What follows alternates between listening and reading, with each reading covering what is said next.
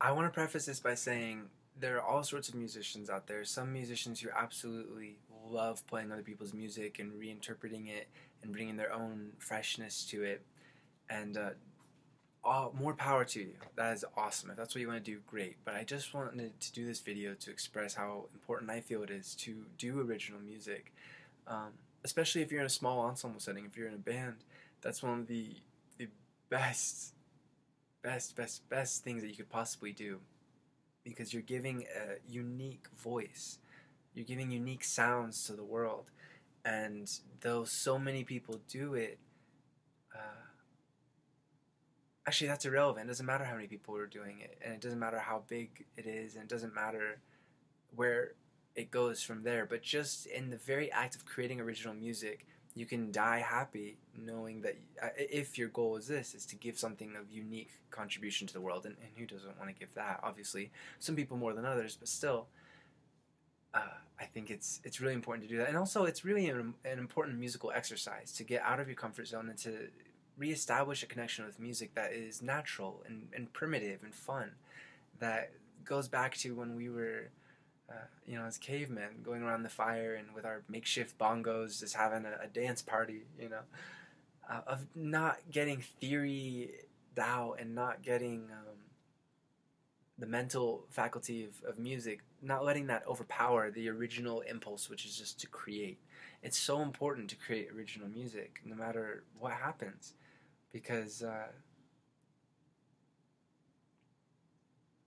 that's really the only way that you're going to be able to contribute musically in a way that is completely 100% your own. And again, others who recreate symphonies and sonatas from hundreds of years ago, that's absolutely wonderful. But if you want a piece of music to be known exclusively to you, and it's not important if people know it or not, but still, there's something just gratifying. That's what I'm trying to say. There's something innately gratifying in creating your own music and channeling it, because it's not even just the fact that nobody else has done it or is doing it. It's just that feeling of you in sound form, in a sense, in a way that other people are going to be able to relate to and find themselves in that music. And when other people are finding themselves in your original music, it's so gratifying in just incredible ways. As I was saying, this isn't for everybody, creating original music, but it is a good exercise. Even if you're not going to release this music, or you're going to release it after you're dead or whatever, it's a good exercise to just strengthen the muscles in a different way, and indeed to strengthen new muscles, new creative muscles, in which you're actively seeking to be original. You're not reproducing something or even recontextualizing it or interpreting it, but actually being the fountain, the source of those sounds, and getting your mind to think of, well, this particular composer who I've mastered all their sonatas and whatnot,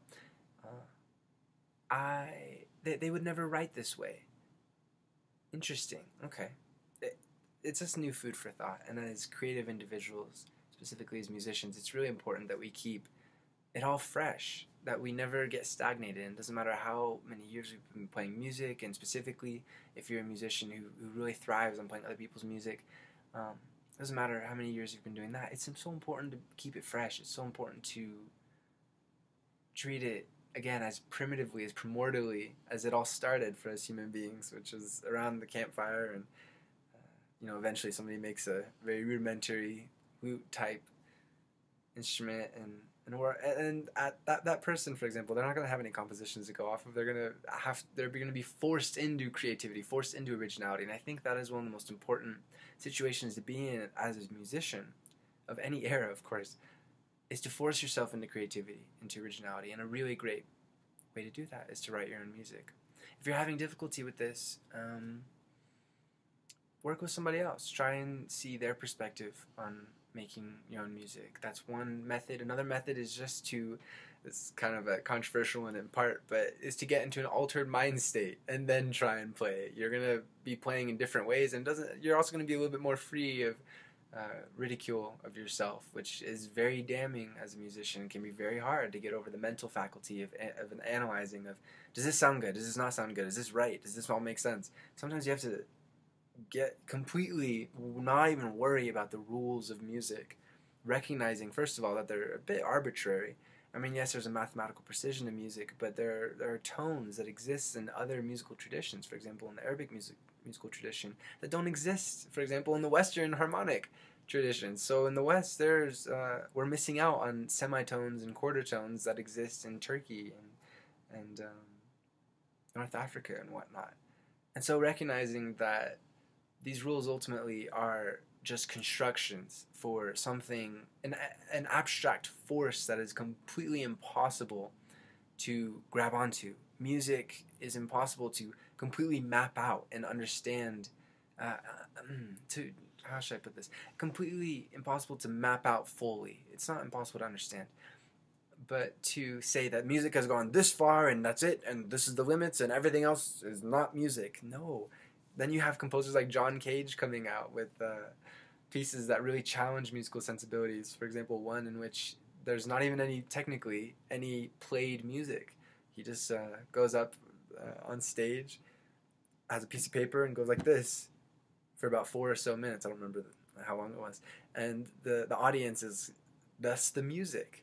They're shifting, they're coughing, they're breathing. You can just hear them, and that is the music. There are no rules. It is an abstract, intangible force that we have created these constructs to try and understand and to try and control in a certain way. And so that's another great way. And also, you don't have to get into an altered mind state to do that. You can, a substance-induced altered mind state. You can also just approach the instrument and just throw yourself at it. For keys, I like to just sometimes play random chords that I have no idea if they're going to sound good or not. And very often it's weird, it's jumbled and mixed, but that idea breeds something else. And just step by step it unfolds. That's really important when playing original music, when creating, is just to let it come through you, to not worry about it, to not overthink it, to just feel it out and to stumble. That is so important. In every single song, no matter, I've been playing music for my entire life practically, and for every single new song I stumble. I have to stumble, really. And granted, it's gotten smoother as the years have gone on. I've become more adept at understanding how to get to those sounds that I'm feeling, or that are just beyond my reach, and I can feel their aura. So if I just go towards them, I'll get it. It's gotten easier, but still I'm stumbling.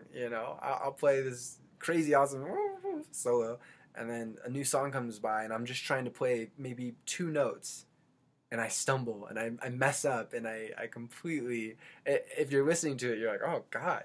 Being around a musician, especially creating original music, is to be around a lot of good music, true. And it's also to be around a lot of horrible music, a lot of stuff that you're like, that's not music. But again, there are no rules, first of all.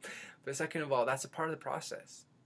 More importantly, it's a part of the process. Allow yourself to stumble, allow yourself to fuck up, and to make sounds that don't sound very musical in the pursuit of that musical vision. Let go of the fear. And this is really important, especially if you're classically trained. And this is something I've had to deal with for years on piano, being classically trained for so many years and told, no, it's this way, it's that way, or it's not that way, you must do this, you can't do that, is to let go of all of that weight, that burden, to keep it in mind. I mean, it's good to know music theory, it's good to think about that stuff, and to realize when you're making a weird chord that technically shouldn't make sense, or that, that isn't of norm. It's good to know about that stuff, but ultimately it's really better to let go of that stuff and to not let it dictate your musical choices, especially in the creation of original music, because sometimes you have to do those weird chord changes. You have to do the really jarring stuff. Let me show you an example real quick. This is a song that I wrote recently with my band Gom. The verse goes like this, called Greed on Fire. Right? So this is the verse. Do you hear that juxtaposition is so harsh, So many other bands, if they're going for more conventional chord styles. And I'm not saying that chord style has never been done before together, of course. We're all using the same tools here, where there's going to be overlap. But still, it's much more common to get a chord structure, something like this. Something like that. And actually, I like that chord style. That's quite good. I gotta remember that. But sometimes you gotta do stuff that's weird. And I remember when I was creating, because I was the one who birthed this idea for our band, and I made these chord progressions. I channeled it rather. I remember when I was going for, I was like, okay, I need a really punk rock verse that is rough, that is visceral, eviscerating, and really it communicates a profound sense of dismay.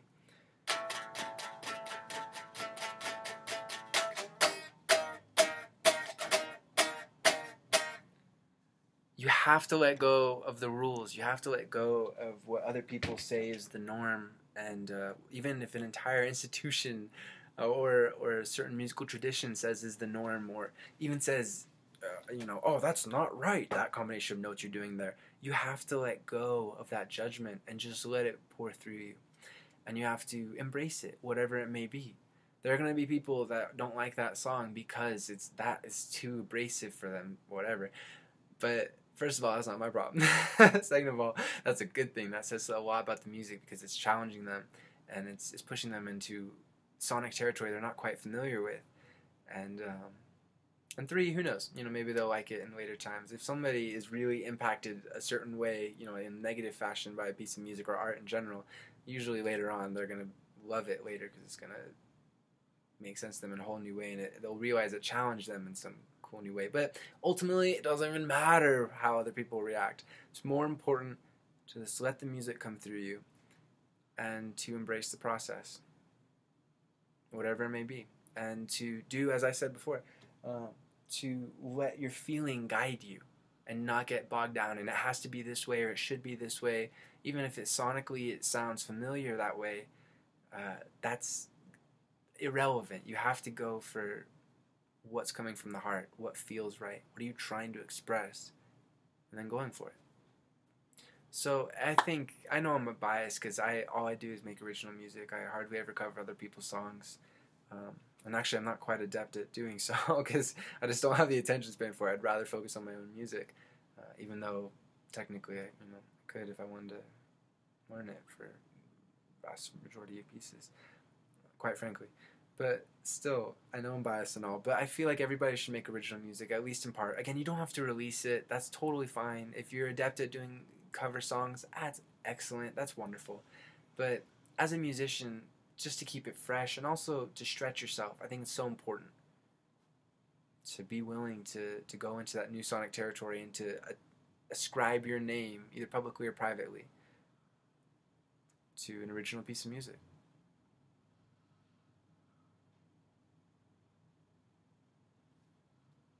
Infinite love to you, friends.